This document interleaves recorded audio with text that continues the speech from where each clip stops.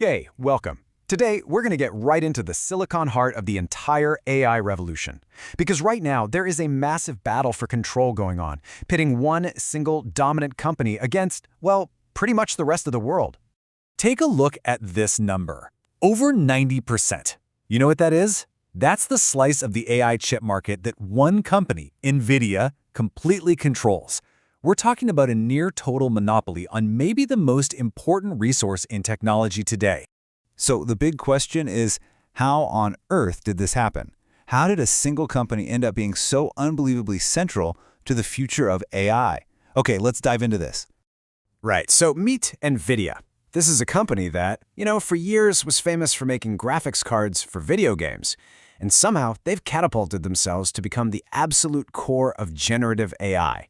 Their chips are in data centers all over the world, training all the models you've heard of and running all the AI workloads. And the demand for these things is it's insane. To give you an idea, a single one of these server racks, jam-packed with their newest GPUs, will set you back about $3 million, and they are flying off the shelves. But here's the wild part of the story. The very chip that powers all of modern AI, it was never even designed to do that. Nope, its complete dominance was basically the result of this fascinating, almost accidental discovery. The whole thing kicked off back in 2012. A couple of researchers had this crazy idea to use NVIDIA's gaming GPUs to run a neural network called AlexNet. And what happened? It didn't just win an image recognition contest, it absolutely demolished the competition. And in that one moment, boom, the entire world of AI was changed for good. So why were these gaming chips so good at this? Well, it all comes down to this really core difference. See, a CPU, the normal brain in your computer, is designed to do things one by one sequentially.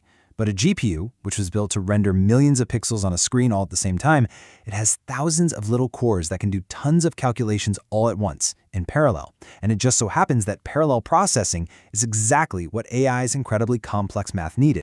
But here's the twist. NVIDIA's total dominance has not gone unchallenged. The very tech giants that are NVIDIA's biggest customers, we're talking Google, Amazon, Meta, they're all now designing their very own chips to try and break free. And they're not trying to beat NVIDIA at its own game. They're using a totally different kind of chip. It's called an ASIC. Think of an ASIC as a chip that is custom-built and hardwired to do one single job, but with ridiculous efficiency. The most famous one out there is Google's Tensor Processing Unit, or TPU, which was designed from the ground up for AI and nothing else. The best way to think about this is with an analogy. NVIDIA's GPU is like a Swiss Army knife. It's incredibly flexible, it's got all these tools, and it can handle all sorts of different AI jobs really well. An ASIC, on the other hand, that's like a corkscrew. It only does one thing, but it does that one thing perfectly, with maximum efficiency every single time. Okay, so this sets up the big showdown, right? It's a classic battle between the GPU's incredible flexibility and the ASIC's raw, focused efficiency. But there's also a powerful secret weapon in the mix that we have to talk about. When you look at the trade-offs, they're pretty clear. GPUs give you that flexibility, but wow, they have a high price tag. ASICs are hyper-efficient at their one job, which makes them way cheaper to run when you're at a massive scale. But the real kicker, the thing that changes the whole game, is that last row, software. For years, NVIDIA has built this software platform called CUDA, and it's like a giant defensive moat around their business that locks developers into their world. It is a massive advantage. And NVIDIA? Well, they're not exactly shy about it. Their public line is pretty clear. They believe their GPUs are simply a full generation ahead of any of these custom chips, not just in raw power, but also in that all-important flexibility. But, and this is a huge but, here's the counter-argument. When you're doing a very specific repetitive task, these custom non-NVIDIA chips can be up to 1.4 times more efficient for every single dollar you spend. Now, that might not sound like a lot, but when you're a company like Google or Meta, that efficiency advantage adds up to billions, with a B, of dollars in savings. So you see, this is way more complicated than just a simple two-horse race. The whole battlefield for AI hardware is getting bigger and way more complex.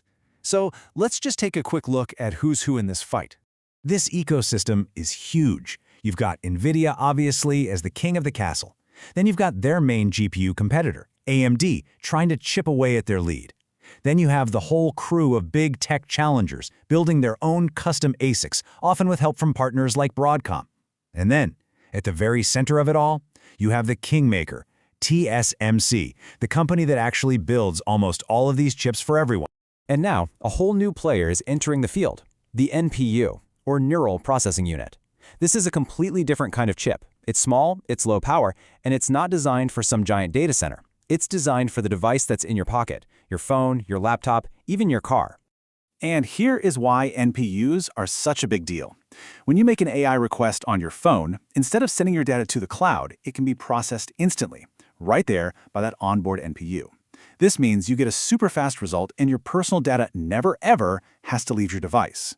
It is a massive win for both speed and privacy, and it's going to completely change how we interact with AI every single day. But there's one more thing, and it is maybe the most critical fact in this entire story. Whether it's a top-tier GPU from NVIDIA, a custom TPU from Google, or an NPU in your phone, nearly all of these advanced chips are made by one single company, the Taiwan Semiconductor Manufacturing Company, or TSMC. Just think about that. This creates an absolutely mind-boggling bottleneck. The entire multi-trillion-dollar AI revolution is completely dependent on one company in one of the most tense geopolitical spots on the globe. And that brings us to the final and maybe most important question. As we build out these massive, energy-hungry AI data centers, the biggest limiting factor might not be the silicon at all, but the electricity to run them. So in this incredible race for AI supremacy, who's going to win? Will it be the company that designs the absolute best chip, or will it be the one that can simply get its hands on enough power to turn the lights on?